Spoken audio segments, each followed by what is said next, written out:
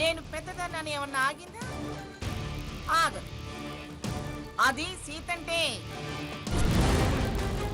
100% powerful నేటి మహిళ.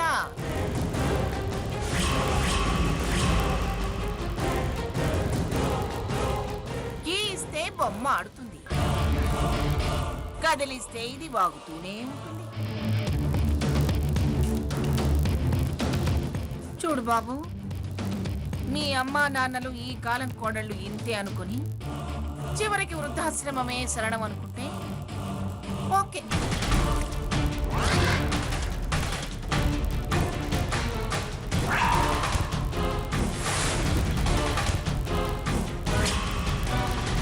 ఇదిగో అమ్మాయి, నువ్వు కాబోయే ఆడపడుచు. ఆడపడుచు అంటే ప్రత్యేకంగా కొమ్ములు ఏమైనా ఉంటాయా అనుకుంటే చాచా మనుషులు కొమ్ములు ఎందుకు ఉంటాయి అని తలోంచి ఆడిచి దంచుకుంటే ఓకే. ఏమన్నా అదే షటప్ గిటప్ అంటే అందులే నా పెళ్ళమే శభాష్ అని అనుకుంటే సరిపోతుంది.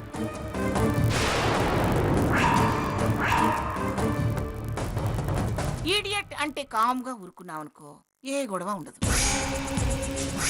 శాడిస్ట్ అంటే చెడ్డ మాట ఏం కాదు అన్న మనస్తత్వం ఉందనుకో, అసలు ప్రాబ్లమే రాదు. తానా అంటే తందానా అనుకునే రకమైతే 50-50గా బతికేయచ్చు. Mister పెళ్ళామనుకొని దులిపేసుకుని బతికేయగలిగితే happy. ఏమన్నా మనల్ని కాదు అని దొన్నపోత మీద వాన పడ్డట్టు దులిపేసుకోగలిగితే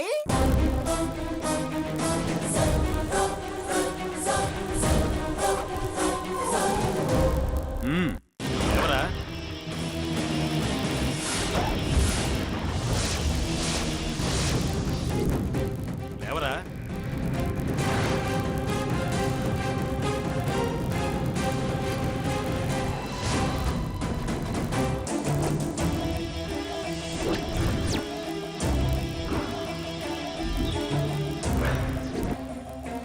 కూర్చోలేక వాళ్ళు వెళ్ళిపోయి చాలాసేపు అయింది అమ్మమ్మ గారు. అమ్మా, అమ్మమ్మ గారికి కాసిన్ని మంచినీళ్ళు తెచ్చివ్వు. పాపం వాళ్ళకి హితవులు చెప్పి చెప్పి గొంతు ఆరిపోయి ఉంటుందేమో. నిజమే సావిత్రి, తెచ్చివు. ఆర్డర్ వేసిందిగా. వచ్చిన సంబంధం పోయిందన్న దిగులేమన్నా ఉందేమో చూడు నీ కూతురికి. అది ధైర్యం అంటే. నిండా మునిగాక చాలేముంది. మీ దర్శన భాగ్యం కలగగానే ఊహించిందే. అప్పుడే నా గుండె దిటువు చేసుకున్నాను. దీనికంత ధైర్యం అవసరం లేదమ్మమ్మ గారు. ఇప్పుడు తమరి కళ్ళు చల్లబడ్డాయనుకుంటాను. వచ్చిన పని సక్సెస్ అయిందన్న తృప్తి మిగిలిందా? ఇక దయచేస్తారా? సీత, నాన్న, నేనేం అయిష్టంతోనో కోపంతోనో అనడం లేదు. గొప్పవారు చాలా పనులవి ఉంటాయి.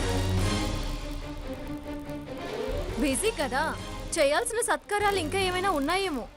మన కోసం వాళ్ళ టైం వేస్ట్ చేసుకోవడం ఎందుకని గుర్తు చేస్తున్నాను అంతే. సీత, ఆఖరిసారిగా చెప్తున్నాను, మీ అమ్మ శపథం నెరవేరాలంటే నీకు పెళ్లి కావాలనుకుంటే ముందు నీ పొగరు తగ్గించుకోవాలి. సారీ అని నా ముందు ముక్కు నేలకి రాయాలి.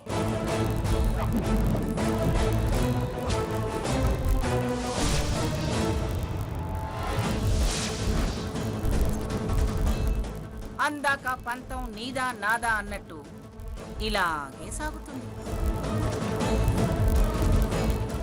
నీకు పెళ్ళవటం జరగని పని.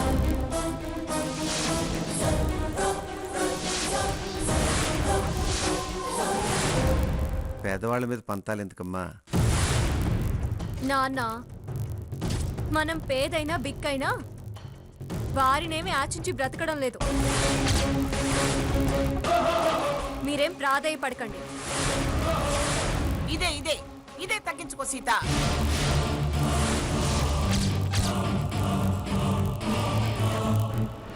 సావిత్రి, ఇది మెట్టు దిగేదాకా నువ్వన్న ముక్కోటి దేవతలు కూడా నీ శపథం నెరవేరటానికి సహకరించరు.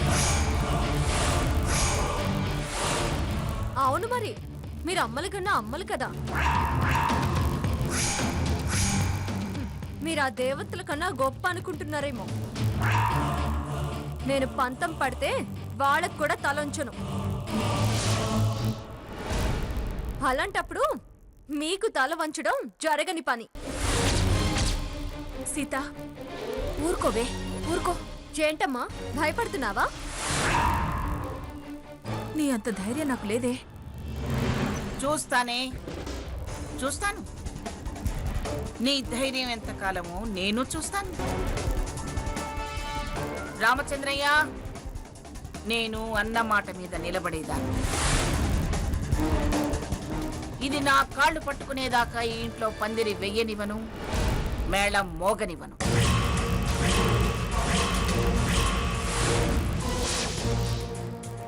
పెద్దదాన్ని చిన్నదాన్ని వెలపట దాపట కట్టి నీ బతుకు బండి సాగించుకోవాల్సిందే.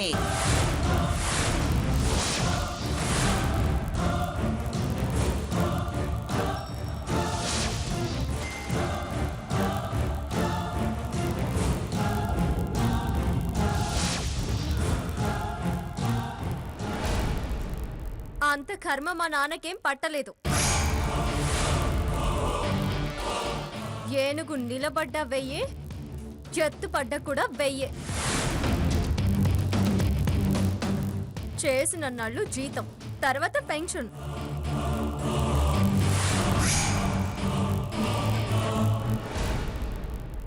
మేమేమి నాన్నగారికి భారం కాము.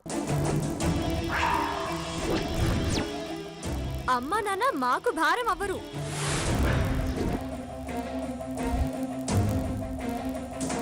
మీరిలా ఎన్ని పెళ్ళిళ్ళు చెడగొడతారో చెడగొట్టండి, ఎన్ని అబద్ధాలు ఆడతారో ఆడండి.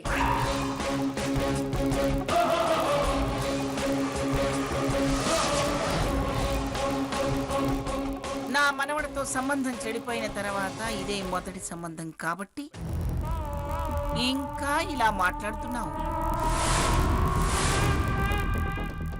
4 సంబంధాలు ఇలా చెడగొడితే నీ కలలు వాటంతట అవే దిగొస్తాయి.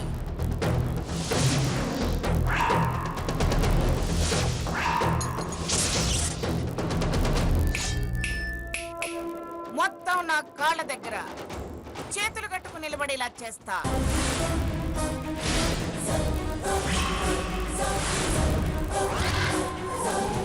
పదవే స్వర్ణ, రావే.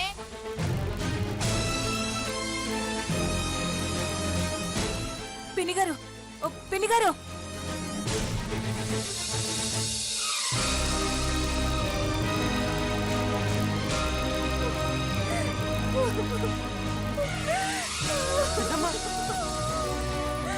అయిపోయింది, అంతా సర్వనాశనం అయిపోయింది.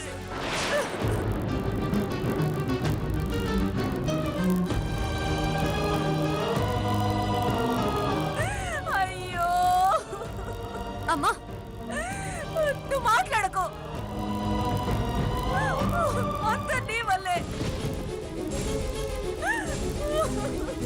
ఏం కాదు లేవే, నువ్వు గుండె పగలు కొట్టుకోకు.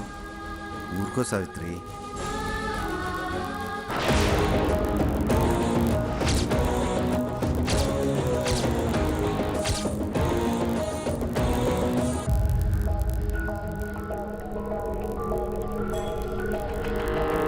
ఊరుకో సావిత్రి.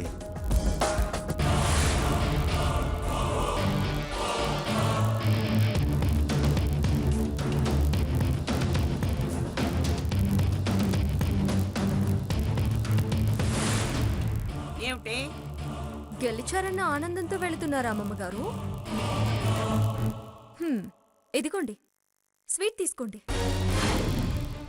గెలిచింది మీరు కాదు, నన్ను గెలిపించి మీరు ఓడారు. థ్యాంక్స్. ఏం మాట్లాడుతున్నావు?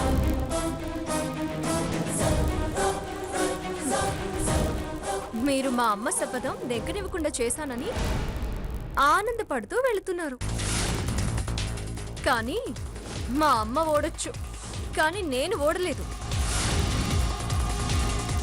శపథం నిలబెట్టుకోవడానికి నన్ను పెళ్లి కొప్పించింది. నాకు ఈ సంబంధం తీసుకొచ్చి వాళ్ళ ముందు నించోబెట్టింది. నా ధర్మాన్ని పాటించకుండా బాధ్యతల నుంచి తప్పించుకొని పోతున్నానని చాలా భయపడ్డాను. వాళ్ళకి నేను నచ్చుతానని నాకు తెలుసు. నచ్చింది అన్నాక ఎలా తప్పించుకోవాలి అన్న ఆలోచనలో ఉక్కిరి బిక్కిరి అవుతున్న క్షణంలో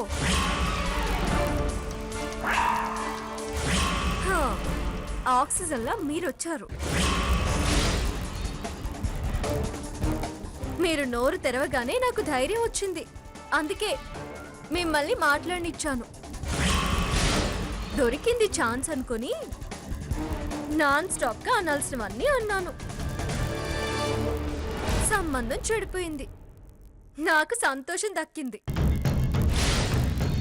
మా నాన్నకి సాయంగా ఇంకొన్నాళ్ళు ఉండాలన్న కోరిక కూడా నెరవేరింది. అసలు నాకు పెళ్లి ఇష్టం లేదు,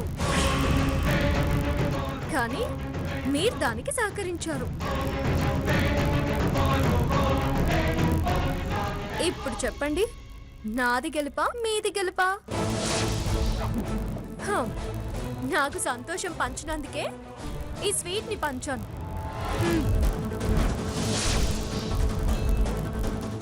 వీటిని అలా చప్పరించుకుంటూ ఇంటి దాకా వెళ్ళండి. స్వర్ణ, ఈ లడ్డూలు తీసుకుని ఒకదాని తర్వాత ఒకటి అమ్మమ్మ గారికి ఇచ్చేయే. తీసుకోండి అమ్మమ్మ గారు.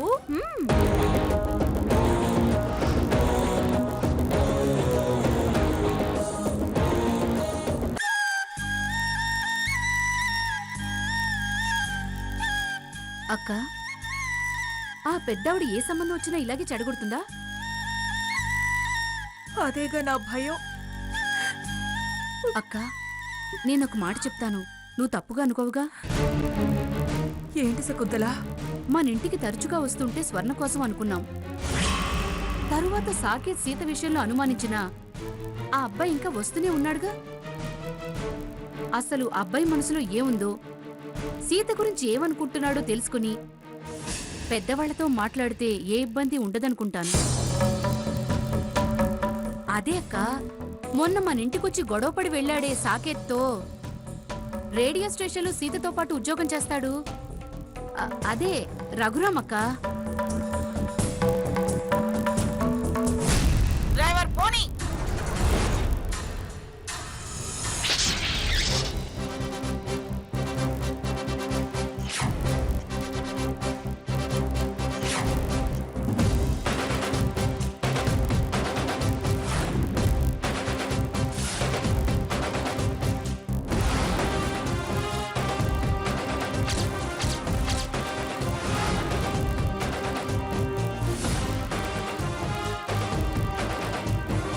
డబ్బుకే విలువిచ్చేవారు మీకిది చిన్న విషయం కావచ్చు, కానీ మాకిది చాలా పెద్ద అవమానం. అందుకే పెళ్లికి ముందే ఈ తెగదెంపులు, ఈ సంబంధానికి మీకు ఒక నమస్కారం.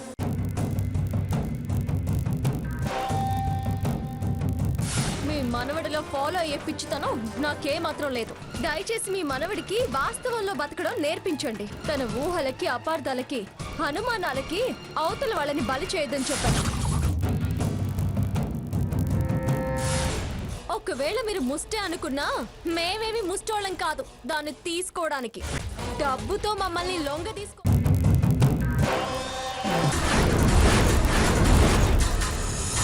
మేము లేని వాళ్ళమే కానీ గుణానికి లేని వాళ్ళం కాదు. తెలుసమ్మా, మా ధర్మంగా మీ వివరాలు మేము తెలుసుకున్నాం. రేడియో సీతగా ఎంతో మంచి పేరున్న నువ్వు మా సంస్థలో పనిచేయడం మాకే గౌరవంగా, గర్వంగా ఉందమ్మా.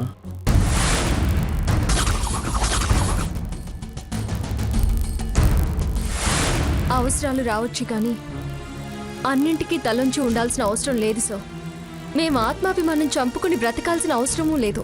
నీ విలువ తగ్గకుండా గౌరవమైన స్థానం, గౌరవమైన రెమ్యూనరేషన్ ఇవ్వాలని నిర్ణయించుకున్నాం.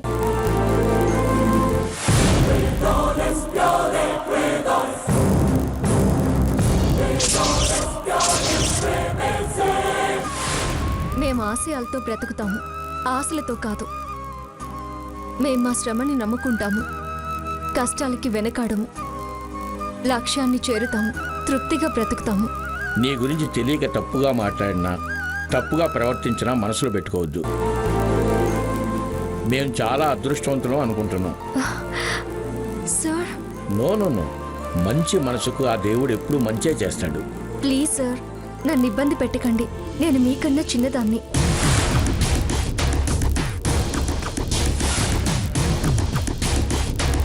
ఇదిగోండి, స్వీట్ తీసుకోండి. నన్ను గెలిపించి మీరు ఓడారు. మాయల పకీరు ప్రాణం చిలకలో ఉన్నట్టు దీన్నెన్ని రకాలుగా అవమానించినా, కష్టపెట్టినా నన్నే గెలుస్తూ వస్తుందే. కుటుంబం కోసం అంటూ త్యాగాల మీద త్యాగాలు చేస్తుంది. ముందా కుటుంబం మీద దెబ్బ కొడితే ఈ చిలక విలవిల్లాడిపోతుంది. ఈసారి ఎత్తుగడ వేస్తే దాని కుటుంబం పతనమైపోతుందని తెలిసి నా కాళ్ల బేరానికి వస్తుంది. చూస్తా ఎలా అది దాని కుటుంబ గౌరవం కాపాడుకుంటుందో. అది చూస్తా. చూడు, మేమిచ్చేది మీకు గౌరవవేతనంగా అనుకోవాలి. మళ్ళీ అనవసరం అన్నమాట ఎప్పుడూ ఎక్కడా అనకూడదు. కళాకారుని గౌరవించడాన్ని మేము గొప్పగా ఫీల్ అవుతాం.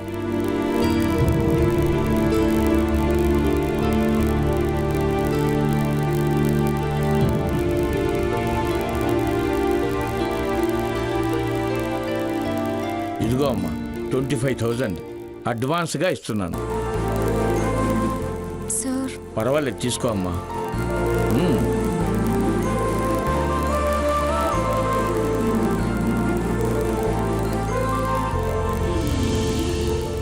కుటుంబం మొత్తాన్ని పతనం చేయాలనుకుంటున్నాను.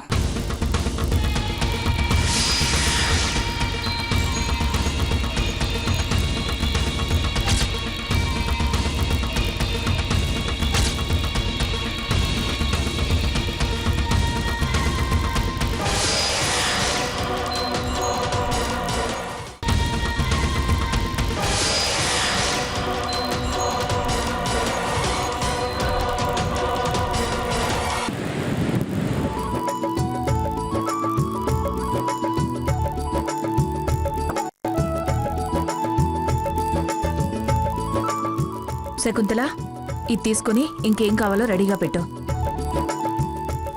రండి పిన్ని గారు. వచ్చింది ఇక్కడికి రావడానికేగా. మళ్ళీ ఆ రెండే ఏమిటి? మంగా మరీ చిత్రులకు పోకే. ఏదో మర్యాద కోసం అలా అంటారు, దాన్ని కూడా తప్పు పడితేలా? నేను సరదాగానే అన్నానని మీరెందుకు అనుకోరు? నేనేది మాట్లాడే తప్పేనా?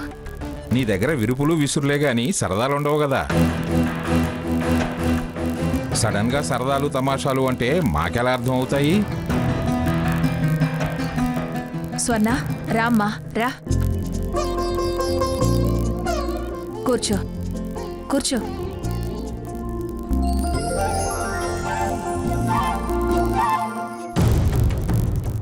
అవును, సీత లేదా? అది గదిలో ఉంది పిన్ని గారు. మరి బయటికి రాదే? గోషానా అంతఃపుర కాంత? లేక మా మొహాలు చూడటం ఇష్టం లేదా? అదేంటమ్మా అలా అంటారు? అదేదో తన ఉద్యోగ విషయంగా పేపర్లు వెతుక్కుంటోంది. బాగున్నారా అమ్మమ్మ గారు? నువ్వేదో పేపర్లు వెతుకుతున్నావట. మీరు నన్ను వెతుకుతూ మా అమ్మా నాన్నలతో ఏదో అంటుంటే ఆ పని పక్కన పెట్టి మీ మనసు నొచ్చుకోకూడదని, మీరు చిన్నబుచ్చుకోకూడదని మిమ్మల్ని పలకరించడానికి వచ్చాను. మేమింటికి వచ్చిన వాళ్ళని మెడలు పట్టి బయటికి గెంటే మనుషులం కాము. కూర్చోమని పరవడానికి చాపలేకపోతే మేము నేల మీద కూర్చొని చీర కొంగు సగం నేల మీద పరిచి కూర్చోబెట్టే వాళ్ళం మాత్రమే. సీత మాటలు చాలు ఇక ఆపు. మాట్లాడే సావిత్రి, అది నన్ను చూస్తే చాలు ఒంటి కాలు మీద వేస్తుంది. ఎగిరెగిరి దూకేవాళ్ళే చతికిల పడేది. అందుకే దేవుడు మిమ్మల్ని అలా పడేశాడు.